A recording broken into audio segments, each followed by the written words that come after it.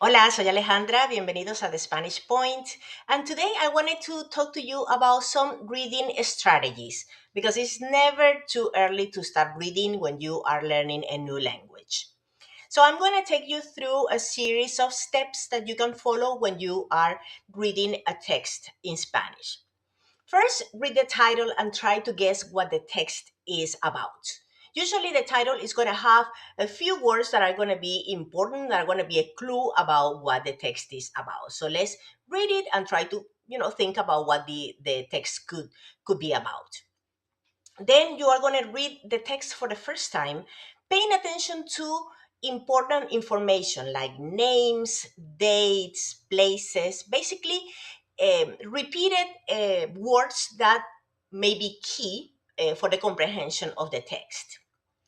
Then read it again and underline the words you don't know and the words that are similar in English, the cognates.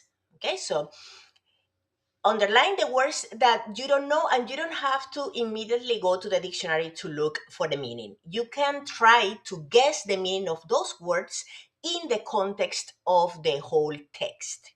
Okay, and most of the time we can do this. We can figure out the meaning of a word throughout the context, taking into account the whole context of the text. And then also we can get a information, paying attention to the cognates, who are those words that are similar in English and Spanish. Most of the cognates are true cognates. Sometimes some of these words may be a little bit tricky because they're false cognates and they don't mean the same, even though they look uh, identical. But how do you know if it's true or false? In the context of the text, you're going to see if that word really fits in the sentence or it doesn't. If it doesn't, probably is because it is a false cognate and the word has a completely different meaning. So then just if you can guess the meaning, which is totally fine, not all the words are going to be easy to figure out in the text. You can look at these new words in one of the many online dictionaries available for free. Okay, there are many of them. Once you go to the dictionary and get the meaning of these new words, then you will read the text one more time and you are going to be able to understand the meaning of the whole text. Talking about the dictionaries, I always use wordreference.com. I think it's a very, very good one. Also, SpanishDictionary.com is another one that is very good. But also, I wanted to tell you about the dictionary of the Real Academia de la Lengua Española. La Real Academia de la Lengua Española is the institution that rules the Spanish language. Okay, so they are the ones who decide all the rules, who accept new words, etc. No, those are the ones. They are the ones who, like I said, rule the language. And their website is www.rae.es. And I wanted to show you a screenshot of it here. This is their website. Okay, and then here you write the word that you're looking for. It says escriba el término, and then you are going to have all the different meanings of that word. So I wanted just to give you an example, so to show you how useful this could be. Let's take the verb adiestrar. Adiestrar. I write here in this little box adiestrar, and then this is what you are gonna come up with. Adiestrar means hacer diestro, enseñar, instruir. This is to teach, to train. But also, we see a second definition here. Amaestrar, domar a un animal. And this is taming an animal. Okay? There is a third one, guiar, encaminar, especially a person that is blind. So to guide a blind person. So these are three completely different meanings of the verb adiestrar. So sometimes you look in the Spanish English dictionary and you're going to see the first one, the most popular one is going to be to train or to teach, right? But maybe that doesn't make sense in the text that you are reading. And it could be that it is used with a complete different meaning in the text. No, it could be probably used as taming an animal, right? So that's why I think that sometimes going to the dictionary in Spanish to look at the different meanings of a word could be very, very useful. Okay, so that's why I wanted to show you this resource, www.ride.es, and here you are going to find the meanings of and the uses of all the words in the Spanish language, and also as you can see here, they also include the conjugation for all the verbs. So you can get that there too. Okay, now I want to practice a little bit these strategies that I mentioned before with this short article. This article is from the platform Habla Cultura, which I also recommend is a very good website with a lot of resources to practice and learn Spanish. This text is just a fragment of one of the articles they have in the website.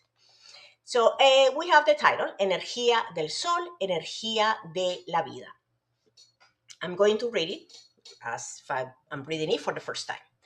El Sol, nuestra estrella más cercana, nos está enviando luz y calor desde hace varios miles de años y seguirá haciéndolo durante muchos millones de años más. Gracias a esta energía surgieron en la Tierra las primeras células vivas y después las primeras plantas. Esas plantas generaron el oxígeno que recubre nuestro planeta y gracias a ello aparecieron los peces y después los animales terrestres y el hombre. Es la cadena de la vida en la Tierra, que tiene su origen en la energía que proviene del Sol. El ser humano no solo necesita alimentos para sobrevivir, también necesita utilizar energía para calentarse y cocinar, y para eso inventó el fuego. El fuego es la producción a voluntad de un calor intenso y localizado, y es posible gracias a la madera de los árboles y al oxígeno del aire. Es decir, es una energía que también viene indirectamente del sol. Sin embargo, desde que se inventó la electricidad, el hombre del siglo XX descubrió otras formas de aprovechar la luz y el calor del sol para generar energía. Okay, so that is our article. So now let's see. Here I underline different words. First, the title, Energía del Sol, Energía de la Vida. Clearly, energía and sol, this already gives us a clue about what this article may be. And energía is a cognate, no? It's energy. So I highlighted the keywords here in orange. We have sol, luz, calor, energía, tierra, ser humano, árboles. Okay? These keywords already tell us no, that we are going to be talking about the sun, about the energy of the sun. As you can see here, tierra is capitalized, meaning earth. Then I also underline in green or highlighted the cognates. ¿No? We have millones, plantas, generaron, el verbo generar, to generate, oxígeno, animales, origen, inventó, verbo inventar, to invent, producción, intenso, aire y electricidad. All these are true cognates that gives us a lot of information about this text. And then I underline some words that may be new for a reader, right? Like the verb surgir. And what I did was I already looked at them in the dictionary and put the translation here. So surgir is appear or emerge. Células is cell. Recubrir, verbo recubrir, to cover. Cadena, la cadena de la vida, chain. Alimentos is food. El verbo sobrevivir, to survive. Fuego, that you probably know, fire. And here we have something very interesting. We have the expression, it's not a word, the expression a voluntad. And I wanted to show you how I looked in the word reference dictionary to figure out what the expression means. Let's see here. When I looked for voluntad, of course, it gives me the meaning of the noun. Voluntad is choice, will, wishes. But if we keep looking down, we are going to see also the compound forms. And here we're going to see voluntad together with some other words. In this case, with the preposition a voluntad, which is the expression we have in the text. And the meaning of this is at will. Okay, so here we're going to see that's the meaning of the a voluntad in the text, at will.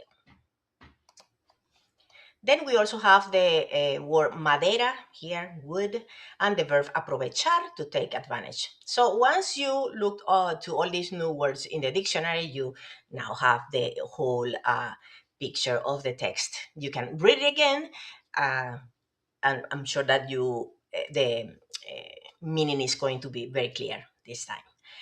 And last, I just wanted to give you some recommendations, or one important recommendation. Read a little bit every day in Spanish. You don't have to read a whole novel or a whole book, just a little bit every day, a few minutes. You can do an article in a newspaper. There are many newspapers in Spanish that have their websites online. You can listen to a song while reading the lyrics in Spanish. You can read as children's short stories. Those are very easy, with a very easy vocabulary. Read the headlines on a news website, or you can also look at advertising on a Spanish websites, okay, depending on how much time do you have to exercise reading. But just get used to do a little bit every day, because this also not only is going to improve your reading, but also is going to improve your vocabulary. Okay, so I really hope that you find this recommendation useful, and I'll see you next time. Ciao.